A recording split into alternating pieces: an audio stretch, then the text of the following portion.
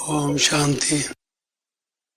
सबको जगह की अदली बदली करने में थोड़ा कठिनाई हुई, कष्ट हुआ, लेकिन हमने देखा कि बाहर ठंडी है, दरी भी पूरी नहीं है बैठने के लिए। वो रूप तो एक जैसे घरू जैसा होता था, थोड़ा हंसते थे, बैलते थे। यहाँ आते ही आप सबके चेहरे पर लगता है कि जैसे आप ये महसूस कर रहे हो कि आप क्लास में आ गए। वहाँ कुछ और लगता था, परंतु रतनमणि दादी आपको ऐसी कुछ बताएंगी बातें जिससे आप वैसे ही अनुभव करेंगे जैसे बाहर करते थे। इनके पास अनुभव का खजाना बहुत है। अभी परदादी भी आती होंगी, लेकिन मैं समझता हूँ कि ख़ास तौर से मम्मा के बारे में, क्योंकि बाबा के बारे में बहुत बातें हमने सुनी हैं, बहुत रहती हैं। ऐसे तो हर एक के अपने अपने अनुभव हैं, उनको सुनने लगे तो बहुत हैं, लेकिन ख़ास तौर से मम्मा के बारे में ये कुछ हमें पहले बताएंगी।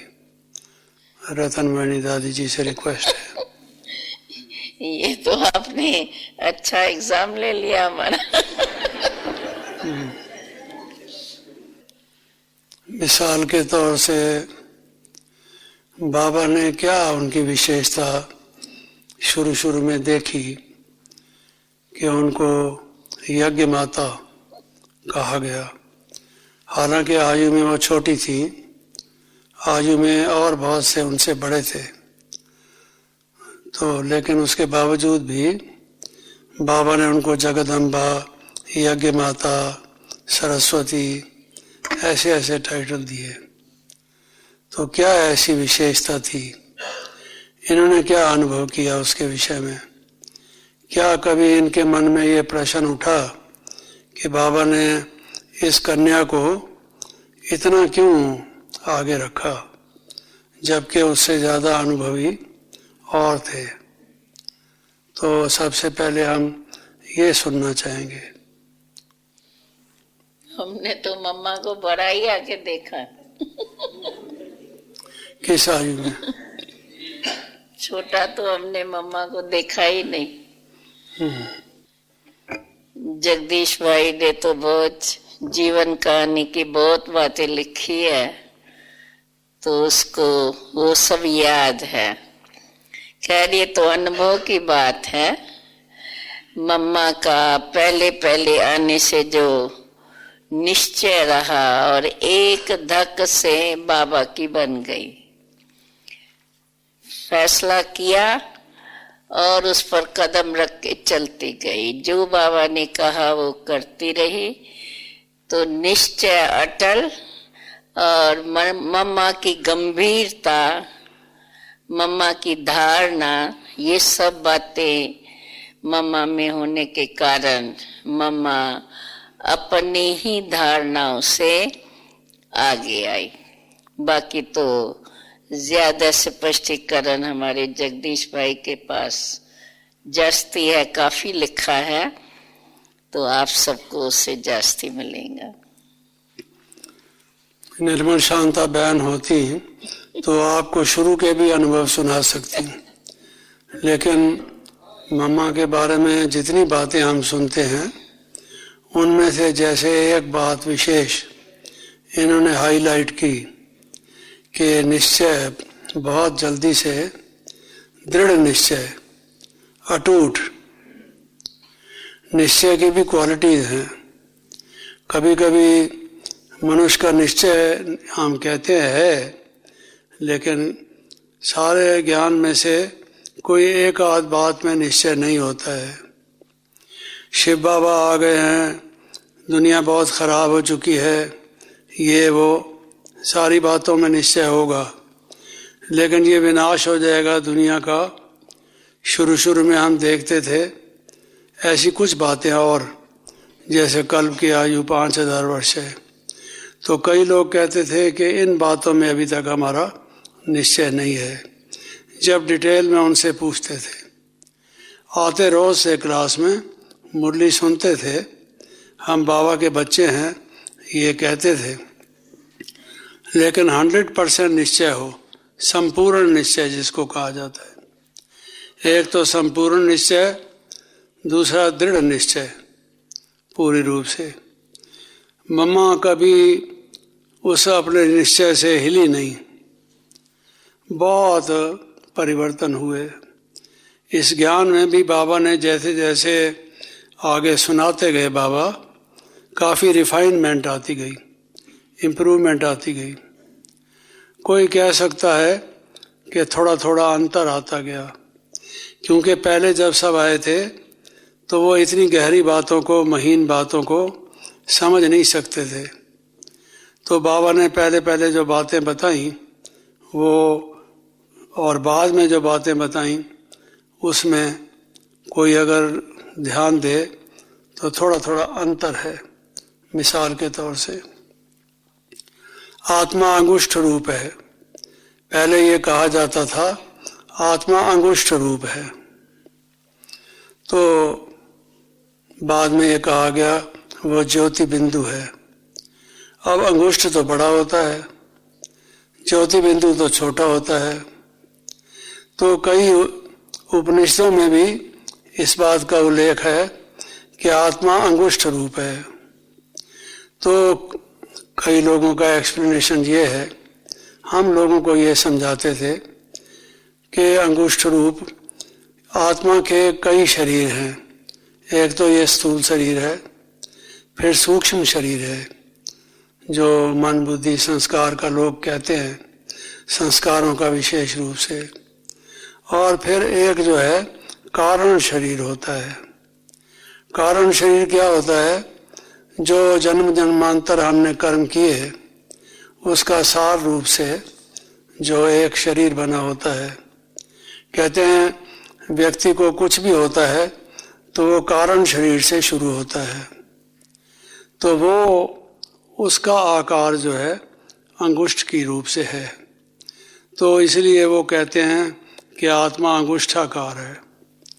तो यहाँ भी पहले पहले यही कहा जाता था कि आत्मा अंगुष्ठाकार है। फिर यह समझाया गया कि बच्चे आत्मा तो बहुत सूक्ष्म है, अंगुष्ठ रूप कैसे हो सकती है? तो धीरे धीरे, क्योंकि जो माताएं बहनें अधिकांश रूप में आई थीं, उनके लिए ये बातें बहुत गहरी थीं। तो बाबा ने पहले पहले सिंपल तरीके से, मोटे रूप से जो वो समझ जाएं कही थी।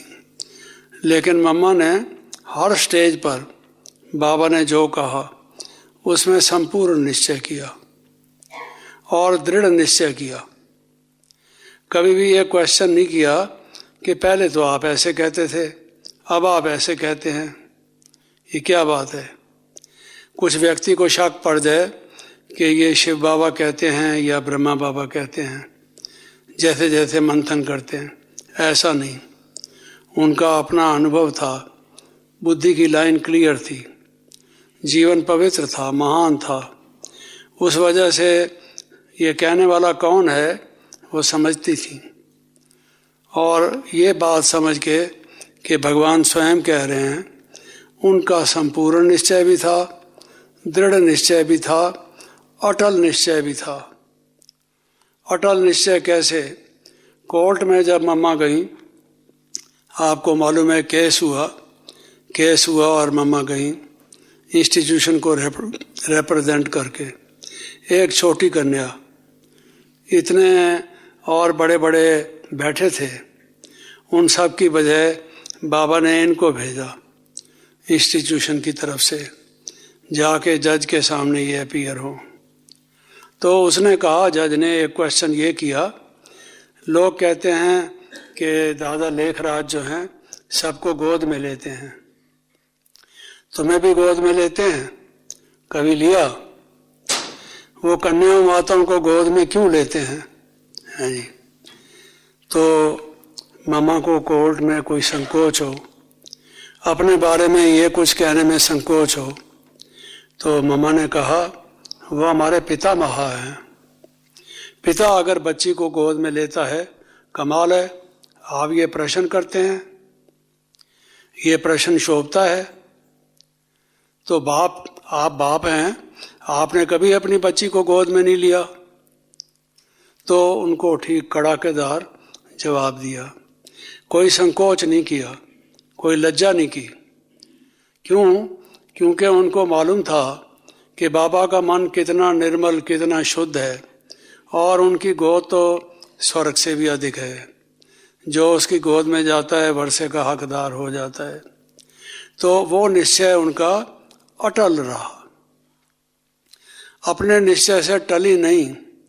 कई दफ़ा कई लोग जान बचाने के लिए कुछ कह देते हैं, इधर उधर की बात कहते हैं, बात की बाद में देखी जाएगी, अभी फ़िलहाल ये मुश्किल में हम पड़े हुए हैं, तो अभी ऐसा कह दो, वैसा कह दो। नहीं, शक्ति रूपा जिसको कहा जाए, शक्तिशाली निश्चय, तो दृढ़ निश्चय, संपूर्ण निश्चय, अटल निश्चय और शक्ति से भरपूर निश्चय मम्मा का था।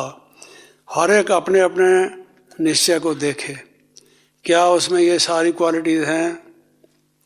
कभी उसके जीवन में कोई ऐसी बात नहीं आई जो उसका निश्चय थोड़ा डामाडोल हो? ये क्या है? कहते हैं संपूर्ण ब्रह्मचर्य का पालन करो, तो लोग कहते हैं दुनिया कैसे चलेगी?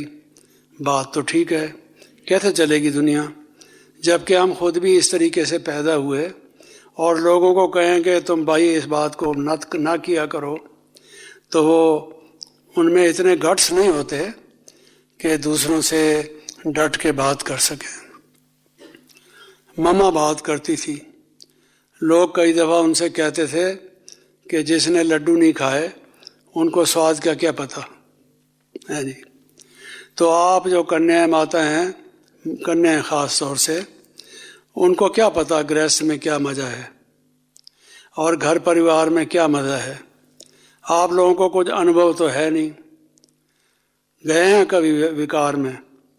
एक दफ़ा विकार में जाके देखो, कई लोग ऐसे निर्लज्ज होते थे, ऐसी बातें करते थे, फिर बताना विकार ख़राब है या अच्छा है, ऐसे बोलते थे लोग। तो मम्मा कहती थी तुम्हारा मतलब ये है कि अगर एक का हाथ जल गया हो, उसने अपना अनुभव ना किया हो हाथ जलाने का, तो अब ये भी हाथ जला के देखे कि हाथ जलाने से क्या होता है। ये मतलब है तुम्हारा? अरे एक ने हमारे सामने अनुभव किया, हम देख रहे हैं कि हाथ जलने से क्या नतीजा निकला, तो हम भी जला के देखें। तुम विकारी हो ना, तुमने क्या सुख पाया? बताओ क्या सुख पाया? तो बेधड़क होकर मम्मा बात करती थी और संपूर्ण निश्चय से।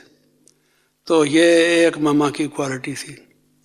और क्वालिटीज थी, लेकिन जैसे ये कह रही थी निश्चय की बात, ये एक बात थी।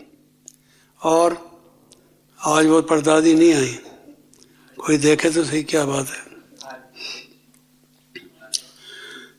तो एक तो ये, दूसरा ये है बाबा ने जो कह दिया, ये जगदम्बा है, ये माँ है, सरस्वती है। एक दफ़ा बाबा ने क्या किया, हम लोग घूमने गए थे, बाबा बच्चों को घूमने ले जाते थे, काफ़ी दूर भी कई दफ़ा निकल जाते थे। बहुत दूर हम निकल गए थे और वहाँ कुछ छोटी छोटी पतली पतली जो लकड़ियाँ होती हैं, आग जलाने से पहले जो लगाई जाती हैं ताकि आग सलगे, वो वाली, तो वो छोटी छोटी लकड़ियाँ बाबा ने कहा सब लोग इकट्ठे कर लो। तो हर एक ने 2-2 4-4 ले ली। जैसे हम पढ़ा करते थे कि भाई ऋषि कुल वाले जो होते थे सुबह को जाके हवन के लिए वो लकड़ी इकट्ठी कर लाते थे। तो ऐसा दृश्य जैसा लगा कि बाबा पता नहीं क्या करना चाहते हैं और कहते हैं लकड़ी इकट्ठी कर लो। और उन दिनों यज्ञ में लकड़ी का ही इस्तेमाल होता था, लकड़ी और कोयले का। ये सोलार वगैरह वगैरह तो आप देख रहे हैं कि अभी आया है। तो इकट्ठा कर लिया और फिर बाबा ने रास्ते में मेरे से कहा तुम्हें जगदम्बा की आरती आती है? जी मैंने कहा बाबा आती थी किसी ज़माने में, आपने कहा ये भक्ति मार्ग दुर्गति मार्ग है, तो मैंने भुला दिया, उसको निकाल दिया। कभी आप कहते हैं कि ये जो है भूसा है, भूसा, जो ये बातें हैं, तो मैं भूसे को बुद्धि में कैसे रखूं, क्योंकि आपसे रतन लेने थे। तो बाबा मैंने भुला दिया, थोड़ा सा 1-2 लाइन 4 लाइन मालूम होगी। तो बाबा ने कहा अच्छी बात है, आप सब लोग जाके मम्मा के आगे नतमस्तक होकर उनके चरणों में ये लकड़ी रख देना। जैसे गुरुकुल के ब्रह्मचारी आते हैं, लकड़ी इकट्ठी कर लाते हैं और आइए, तो समिधा जिसको कहते हैं, तो वो ले गए थे और फिर आप जो है शुरू करना आरती जी। बाबा भी पीछे खड़े हो गए, तो सारा बताया हुआ स्कीम उनका था, लेकिन वो खड़े पीछे ऐसे थे जैसे वो भी दर्शक है। तो बाबा के सामने रखा, ये मम्मा के सामने, और थोड़ा सा गीत भी किया। तो मम्मा हमेशा मुस्कराती थी, और जब कोई ऐसी बात होती थी तो हंसती थी। हंसी की आवाज़ इतनी नहीं होती थी जैसे हम लोग कहका लगाते हैं, हा हा हा, ऐसे कभी नहीं, ना बाबा ना मम्मा के मुख से हमने ऐसा कभी नहीं सुना। हंसते थे लेकिन आवाज़ नहीं, खुशी दिखाते थे लेकिन साइलेंस में। तो मम्मा उस दिन बहुत ही मुस्कराई, हर्षित हुई, और उन्होंने ये देखा। तो बाबा कितना मम्मा को रिगार्ड देते थे। फिर एक दफ़ा क्या हुआ कि बारिश का मौसम था, बहुत ज़ोर की बारिश हो रही थी। तो बाबा ने कहा कि बच्चों सोचो, मम्मा आएगी, कुछ तुम्हें मालूम तो है, ये जगत की अम्बा है, तुम जगत की अम्बा को बारिश में उतारोगे? कारें तो अपनी थी नहीं, टैक्सी में आएगी वो, तो टैक्सी वाला जब दरवाज़ा खोलेगा तब मम्मा निकलेगी। तो बारिश इतने ज़ोर की थी कि अगर आप छाता भी रखें पानी ज़रूर अपने ऊपर आएगा। यहाँ की बारिश का आप लोगों को अनुभव होगा। भाई लोग जो हैं उनका पीछे से पजामा और कुर्ता भीग जाता है, चाहे सिर की तरफ से कुछ बच जाए, जो उसके एंड हैं वो भीग जाते हैं, चप्पल भी भीग जाते हैं। ऐसे हर एक के साथ होता है। तो कितना रिगार्ड बाबा करते थे उसका कि बच्चों कुछ इंतज़ाम करो, मम्मा है, जगत की अम्बा है, उसको बारिश में तुम ले आओगे? तो आपने देखा है जहाँ अभी सोफ़ा बिछा रखे थे नीचे, ये पहले एक छोटा हल्का सा टेम्पोरेरी सा बना हुआ था। अभी जिस फार्म में ये है ये बाद में बना। तो बाबा उस वक़्त वो भी नहीं बना हुआ था। तो बाबा ने कहा कि बच्चे ये बनाओ, आज ही आज में, शाम का टाइम था, रात का, तो सुबह मम्मा ने आ जाना था, ये सुबह तक तैयार कर दो ताकि टैक्सी इसके नीचे आके ठहरे और मम्मा उतर के कमरे में आ जाए। तो एक भाई को बुलाया कि भाई तुम इसको तैयार कर दो। नहीं बाबा, ये इतनी जल्दी तैयार नहीं हो सकता, ये इतनी जल्दी तैयार नहीं हो सकता। ध्यान में रखा, बाद में करेंगे, लेकिन ये आज ही रात को हो जाए ये नहीं हो सकता। साफ मना कर दिया। मेरे मन को बड़ा शॉक जैसा लगा।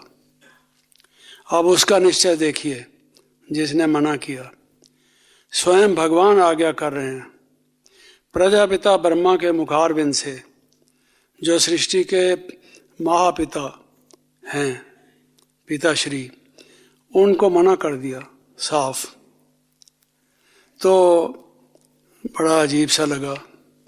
फिर बाबा ने कहा बच्चे ऐसा नहीं है, अगर कोशिश की जाए तो सब कुछ हो जाता है, कोशिश तो करो। कहता है कोशिश तो तब करें जब होने की संभावना हो। ये नहीं हो सकता, समझा? मुझे सच कहता हूं, जोश आया। अब लेकिन जोश के साथ होश किया, क्या करता। तो मैंने कहा ठीक है भाई, मैं कराऊंगा इसको, चाहे सारी रात जागना पड़े। कुछ एक दो भाइयों को बुला के, बाबा सुबह को आपको यहाँ लगा हुआ मिलेगा। मैंने कहा बाबा को।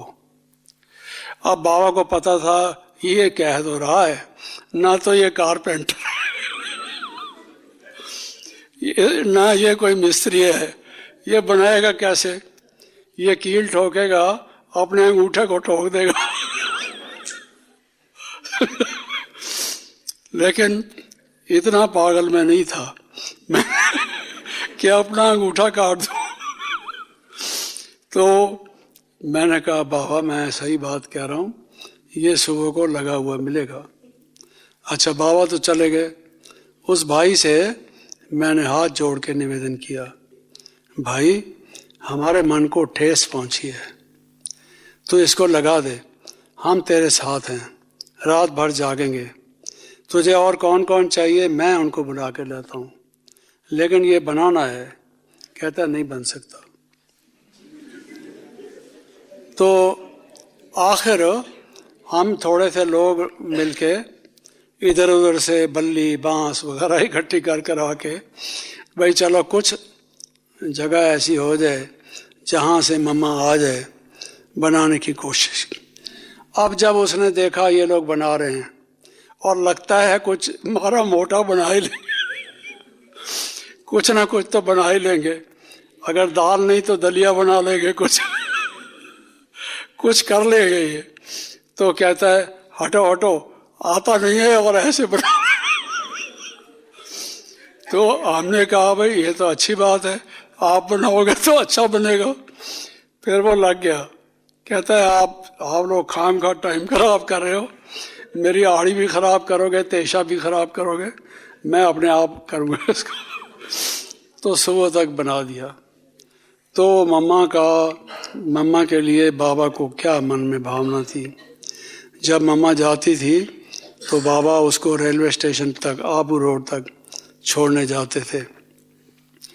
बाबा शिक्षा दाता हैं और सिखाने के लिए कि अपने से बड़ों का रिगार्ड कैसे करो, किसका स्थान यज्ञ में क्या है, उसके प्रति आपके उद्गार, उसकी आपकी भावनाएं, आपका बोलना चालना, उसके प्रति क्या आपका व्यवहार होना चाहिए।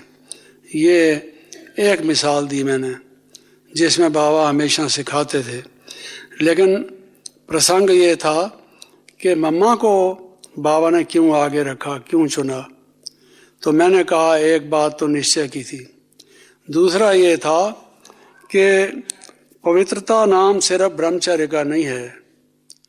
पवित्रता माना मन वचन कर्म की पवित्रता, ये विकारों को परास्त करना, उन पर विजय प्राप्त करना, जो नेगेटिव या बुरे संकल्प हैं वो ना हैं इत्यादि।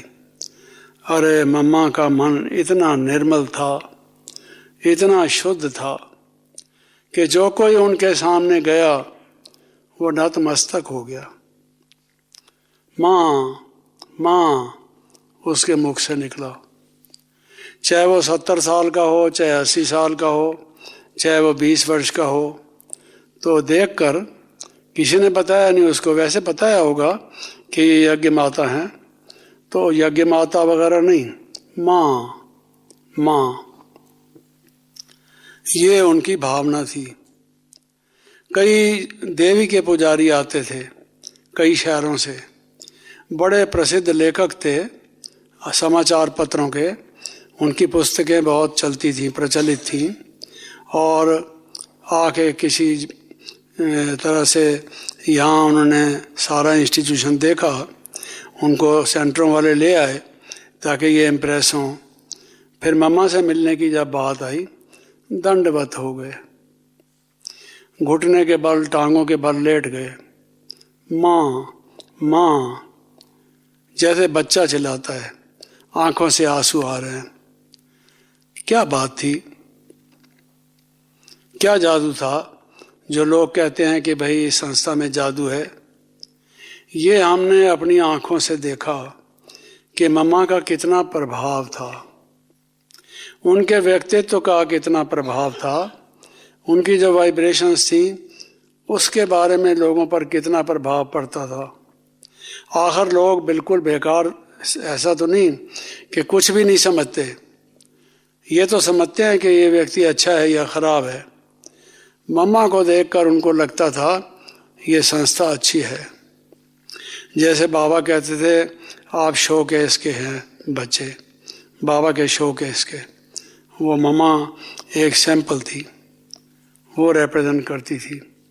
तो और बहुत सी बातें हैं, मैं उसका अधिक समय न लेता हुआ अब परदादी जी से कहूँगा, क्योंकि ये शुरू से आए, तो इन्होंने मम्मा के बारे में जो देखा, अनुभव किया, कुछ एक आध बात जो है, चूँकि समय भी कम है, दो एक अनमोल वचन हमें सुनाए मम्मा के बारे में। मम्मा के बारे में, मम्मा के अंग संग रही है तो कहते सुनाएंगी।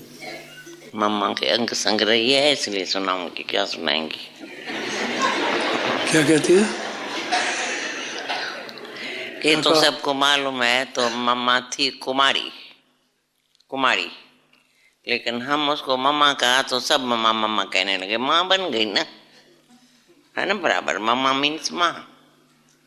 तो वैसे ही मम्मा का प्रकृति स्वभाव कहे बहुत गंभीर शांत स्वरूप, और हंसती है तो भी मुस्कुराएंगे, जैसे हम लोग हैं करते वैसे ही कभी नहीं मम्मा करती थी, हमेशा शांत से मुस्कुराएंगी। और हर कार्य जो करती थी एकदम नियम से, क्या क्या नियम से, गंभीरता से। थी तो कुमारी, क्या हुआ?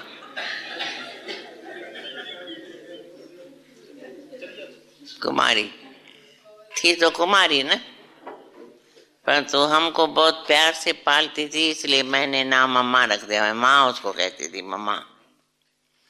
तो सबकी मम्मा हो गई, गंभीर शांत स्वरूप, सदा हर्षित मुख। कभी मम्मा का चेहरा कभी कुछ भी हो जाता था, पाकिस्तान हिंदुस्तान कुछ भी हो, लेकिन मम्मा के चेहरे से कभी मालूम नहीं पड़ता था तो उसको कोई चिंता है या फिक्र है, एकदम एक रस स्थिति।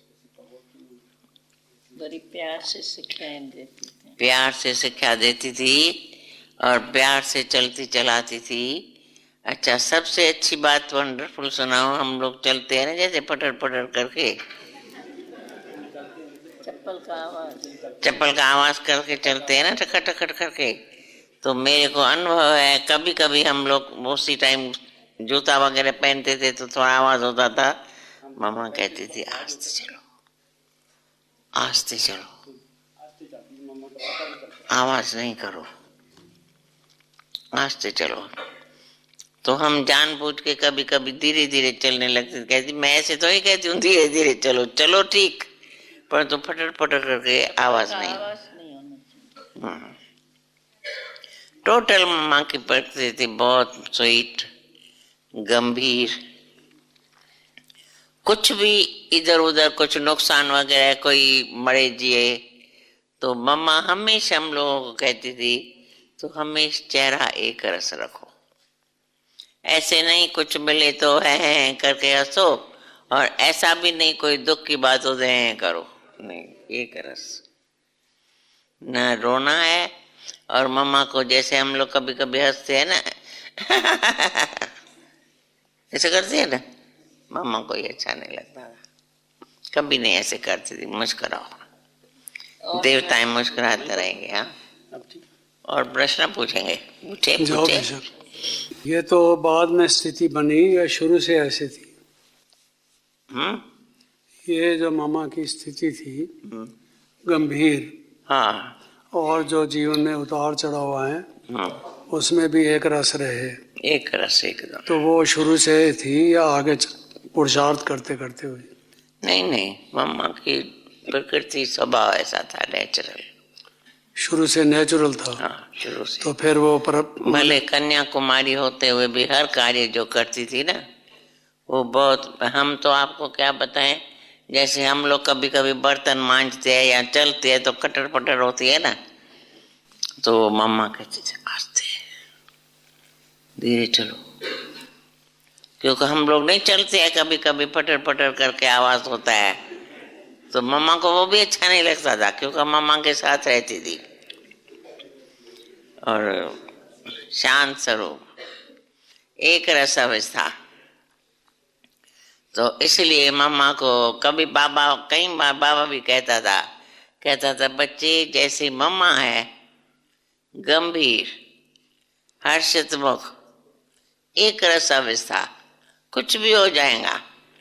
मैं नहीं समझती हूँ कभी मम्मा के चेहरे पर हमें ऐसे ऐसे कैसे मुंह डाप रखी होगी। यहाँ तो छोटी मोटी बात होती है तो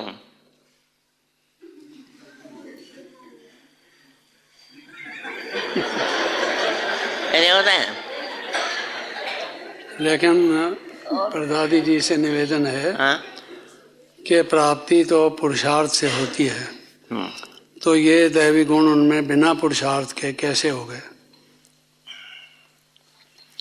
पुरुषार्थ बिना पुरुषार्थ के नहीं, लेकिन हाँ बिना पुरुषार्थ तो हर बात का करना पड़ता है ना।